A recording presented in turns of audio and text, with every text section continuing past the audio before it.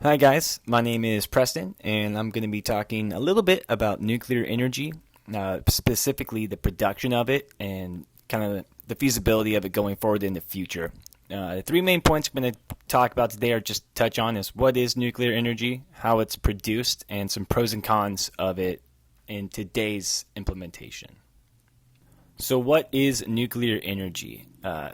Nuclear energy that we're going to talk about today is nuclear fission and not nuclear fusion specifically. It's nuclear fission is created when the core of a nucleus or the nucleus of an atom, the core of an atom, the nucleus of an atom, tomato, tomato, is split. The energy released in that can produce a lot of heat, and then that heat can produce steam, and that steam can produce or power turbines and thus create electricity.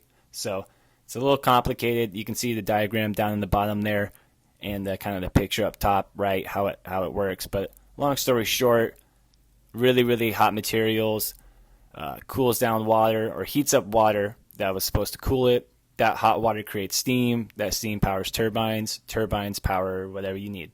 As of now, about 10% of the world's electricity is generated by nuclear power. I think it might be a little bit more. And then the United States have 100 or so, but nations like Lithuania, France, and Slovakia, while we have a lot of reactors, they create almost all of their electricity from nuclear power plants, so they're a little bit more efficient at the current moment. Is it worth it? So some pros of nuclear energy are the low greenhouse gas emissions or the carbon footprint. Because it's not like fossil fuels and there's not a lot of gas emissions or other forms of energy production, it has almost no effect on the environment in terms of greenhouse gas emissions. Now, when we talk about nuclear waste and cons, that's a little bit different. It also has reliable baseload power. So unlike wind and solar, it's very dependent upon weather and other factors, and fossil fuels are dependent upon supply chains and just supply in general. It has very reliable baseload power. Constant and stable supply of electricity is a great pro of nuclear energy. It also has high energy density. So, for example, a very small amount of nuclear fuel, uranium, will power a U.S. carrier ship for 20 years, whereas your car's tank of gas can barely make it a week.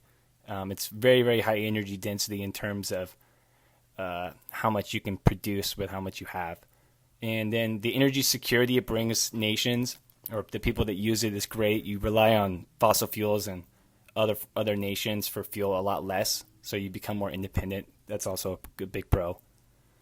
And some cons, NIMBY, not in my backyard, is a big one. People are worried about the obvious nuclear waste that is produced by it and where that's going to go. And while those things can be mitigated, a lot of people are in favor of nuclear energy. They just don't want it in their backyard, and that's kind of understandable.